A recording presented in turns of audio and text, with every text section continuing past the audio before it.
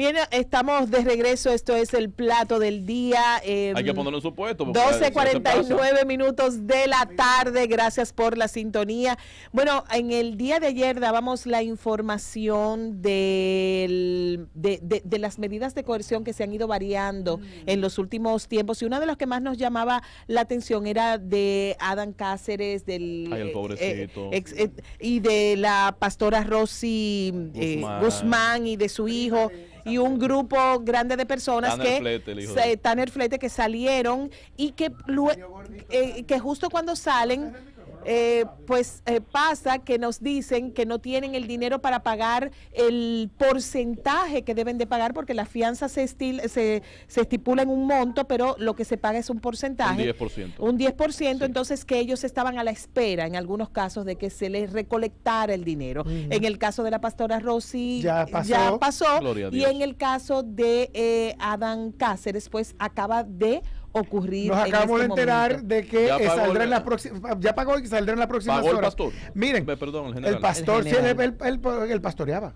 Ah, también. Él predicaba. Él salía no, predicar es otra cosa. Que pastorear. Bueno, okay, sí, no está diferente. Miren que tenemos en la línea telefónica a un colaborador de la casa, a un aliado nuestro, a un experto en derecho, a tremendo un hombre abogado de la trinchera del derecho y los medios de comunicación.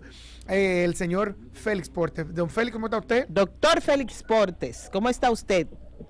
Saludos, amigos, deseándoles lo mejor en esta Navidad y próspero año nuevo para todos. Igual, antes de entrar en los detalles con respecto a los casos que hemos mencionado, que quisiéramos como ponernos al día un poco, aunque no son tus clientes, pero sí estás bastante enterado y bastante al día con respecto a esos casos. Yo quisiera preguntarte, Félix, aquí hemos hablado desde el periodismo más que del derecho, desde el derecho.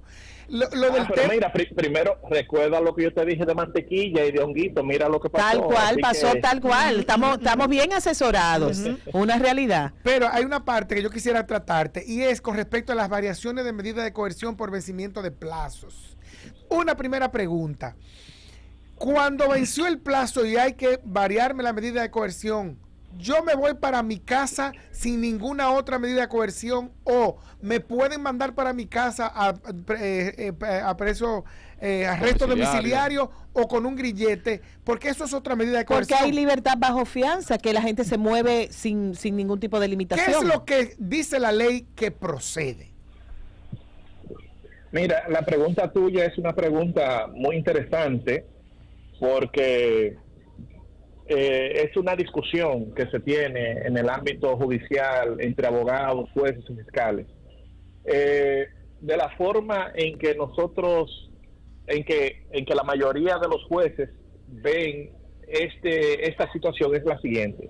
El Código Procesal Penal establece que la prisión preventiva finaliza cuando se ha alcanzado el máximo de la prisión preventiva, es decir, 12 meses, y en los casos complejos 18 meses. Date cuenta que dice que la prisión preventiva finaliza, no establece que las medidas de coerción finalizan. ¿Tú entiendes? Ok. Eso no lo establece. O sea, lo que el código establece es que cuando una persona se le dicta prisión preventiva y llega al máximo de prisión preventiva, dice que la prisión finaliza cuando ocurren los diferentes casos que establece la norma, ¿verdad? Bueno, esa es una parte. La otra parte es que si uno hace una argumentación analógica o hace una analogía, cuando uno ve que cuando a una persona se le impone presentación periódica, o sea, desde cero, se le impone presentación periódica, una fianza, impedimento de salida, etcétera, una de esas medidas combinadas, el juez y la norma establece que esas medidas de coerción finalizan a los 6 meses. Entonces, si uno hace una analogía y lleva esto y hace un argumento, por ejemplo, a fortiori, es decir, si cuando a ti te impone una medida de coerción pocos gravosa y a los 6 meses vencen, es decir, que tú a los 6 meses ya no tienes que ir a firmar, más debe aplicarse, con mayor fuerza debe aplicarse cuando ya te impone una prisión preventiva y vence. Es decir, que un argumento se puede extrapolar para la situación de prisión preventiva. Eso es lo que yo entiendo. Aunque la norma no lo dice como tal, lo que yo entiendo es que si aplica el vencimiento de la medida de coerción para los casos de una medida de coerción no consistente en prisión preventiva, debe con mayor fuerza, ¿verdad?, aplicarse cuando se trata de una prisión preventiva. Es decir, que de la forma en que yo analizo la norma es que cuando termina y cesa la prisión preventiva, no debe haber otra medida que se le imponga. Ok, pero sin embargo vimos cómo la pastora, en el caso particular de la pastora y su hijo Tanner Flete, casi celebraban la variación de medida de coerción. Tú como jurista, digamos, y que has estado muy de cerca. Había triunfalismo en ese... ¿A qué tú atribuyes esa idea del triunfalismo si finalmente siguen sí, como quiera, exacto. No es que están libres, no es que ya no pesa una acusación en su contra. El triunfalismo, de la forma que tú lo ves, se debe a que van a comer en sus casas el día 24 de diciembre, van a esperar el año nuevo en su casa con sus seres queridos, no van a tener las restricciones que normalmente una persona tiene para recibir visitas, no van a tener las restricciones que normalmente tienen para poder estudiar su expediente y reunirse con sus abogados, para ir al doctor, para ir a cita médica, etcétera. Esa es la situación. No es lo mismo tú esperar un juicio en un estado de una libertad restringida que esperar un juicio en un estado de prisión total. No es lo mismo, ¿verdad? Entonces yo entiendo que a eso se debe, que la alegría se debe a que van a poder enfrentar el juicio en otras condiciones, no necesariamente en que ya salieron del proceso. Pero yo te voy a hacer una pregunta. ¿Una persona en arresto domiciliario puede hacer una cena de Navidad con su familia? Claro. ¿Puede interactuar con...? Porque, claro, ¿cuáles son las restricciones de un arresto domiciliario? El arresto domiciliario significa que tú no puedes salir, ausentarte de la residencia que el tribunal tiene registrada, que es donde tú vas a permanecer durante el arresto domiciliario, sin autorización del Ministerio Público o de un juez.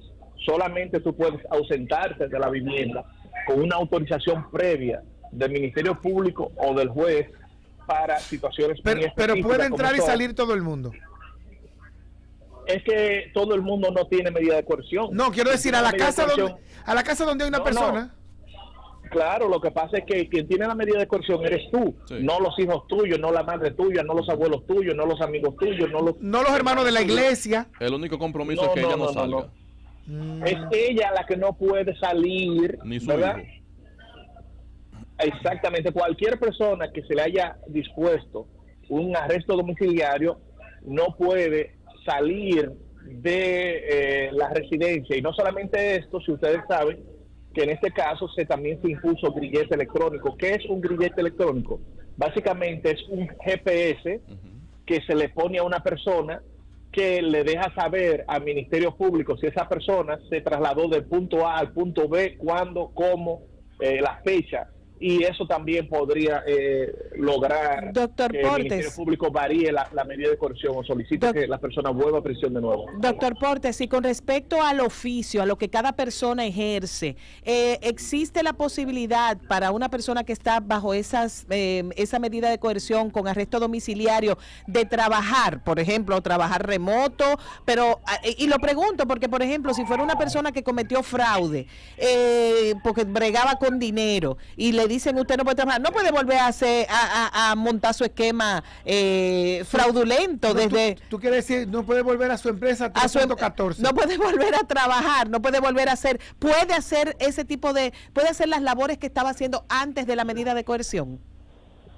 Mira, una persona que esté bajo un arresto domiciliario para cualquier situación que conlleve salir de la casa, debe solicitar la autorización al juez o al Ministerio Público.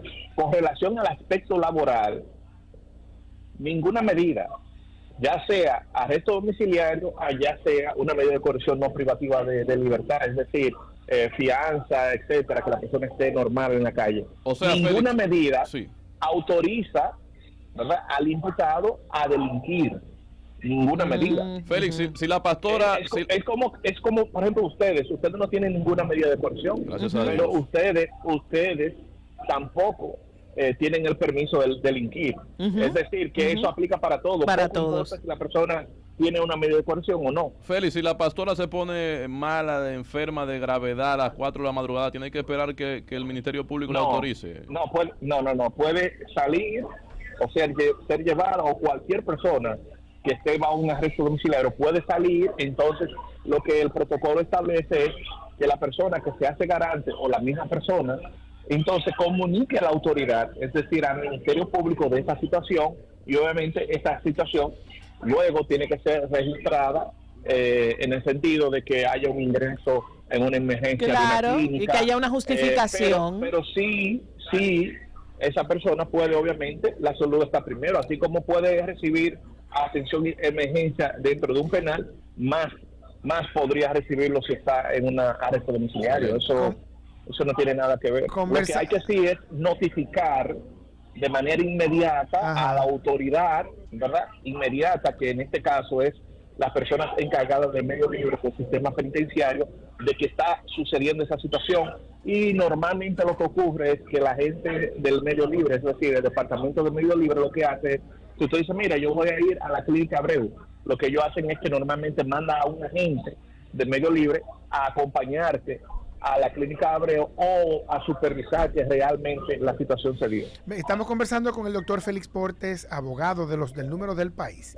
Mire, doctor, con respecto a los casos ya personalmente del señor Cáceres, que se habla de que saldrá podrá pagar en los próximos en las próximas horas. ¿Qué información usted tiene? ¿Cuáles son las expectativas? ¿Cómo en qué tiempo saldrá? ¿Cenará en su casa próximo pasado mañana ya? Mira, ahora mismo es la 1:02 p.m. Hasta este momento, el general Cáceres le falta un procedimiento de depositar unas documentaciones ante el Ministerio Público. A esta hora, todavía no lo han hecho. Han completado parte. Entonces, es un proceso que después que se cumplan con los requisitos, entonces ya ahí el Ministerio Público da la orden para que él pueda ser no liberado, porque cuando una persona le dan arresto domiciliario no es liberado, es trasladado mediante el equipo de agentes penitenciarios del medio libre desde la cárcel donde él se encuentra, que es CCR 20, hasta su residencia, a donde él va a vivir. Es decir, un equipo de seguridad de medio libre lo va y lo busca al penal. En ese penal también va la gente de monitoreos, es decir, la compañía del grillete, le pone el grillete ahí, en la cárcel, y una vez le ponen el grillete, entonces ahí queda autorizado el traslado desde la cárcel hacia su vivienda. No va en un vehículo privado, obviamente va en un vehículo que lo da o lo provee el Ministerio Público, es decir, el sistema penitenciario, para que se cumpla con la medida que da la jueza. Excelente, muchísimas gracias. Gracias, doctor. ¿No van a preguntar ¡Qué por la lujo! pastora? No, yo no. Porque, doctor Porte, ¿cómo está usted? Digo, yo de nuevo estaba hablando con el doctor Félix Porte. Mire, queremos saber cómo está la pastora, porque fue información esta semana, sobre todo por el hecho de que se habló ese de video que no ella es de ella, había... ese video no es de yo ella. no iba a hablar del video. De que ella estaba feliz de estar en su casa y de estar de alguna manera en comunión con sus creencias religiosas y sus hermanos de la iglesia. ¿Usted ha conversado con ella en los últimos días? Sí, recuerda que después que ella fue trasladada desde ahí, desde la calle Mujeres a su casa, hemos tenido audiencia y obviamente yo la he visto en la audiencia y ella está muy contenta, está feliz de volver a tener esta oportunidad de tener esa libertad restringida y de poder ocuparse de sus situaciones personales y religiosas, imagino. Entonces ella se está ocupando de esto, porque recuerda que tuvieron 18 meses en prisión, sin dinero, con todas las cuentas bloqueadas, o sea, una situación que es un tiempo de adaptación cuando una persona sale. Voy entendiendo cosas, porque no tener dinero a tener todas las cuentas bloqueadas, hay una diferencia de que sí hay dinero, pero las cuentas están bloqueadas, porque a mí no entendía la necesidad de esperar que otras personas reunieran el dinero para pagar estos porcentajes de estas fianzas. ¿Fue su iglesia que recolectó el dinero, Félix? Mira, desde que comenzó el caso, el Ministerio Público le solicitó a un juez una oposición a todas las cuentas, es decir, lo que es como un embargo retentivo a todas las cuentas, a todos los bienes, a todos los inmuebles, a todas las propiedades, a todos los vehículos envueltos en el caso. Es decir, que ninguna de las personas que ha sido imputada por el Ministerio Público ha podido retirar dinero de sus cuentas de banco, tampoco han podido traspasar un vehículo, podido traspasar, por ejemplo, un inmueble, o sea que todo está frisado, y cuando algo está bajo esas condiciones, ningún banco te da ningún préstamo, tú usando como una garantía real ninguno de esos bienes, o sea que son situaciones muy delicadas que no es como la gente piensa, sino que están en un proceso. Bueno, pues agradecemos este privilegio, este lujo de haber contado con estas aclaraciones de parte suya. El doctor Félix Portes nos ha acompañado aquí en el plato del día. Muchísimas gracias y que tenga felices fiestas, doctor. Igual, un abrazo.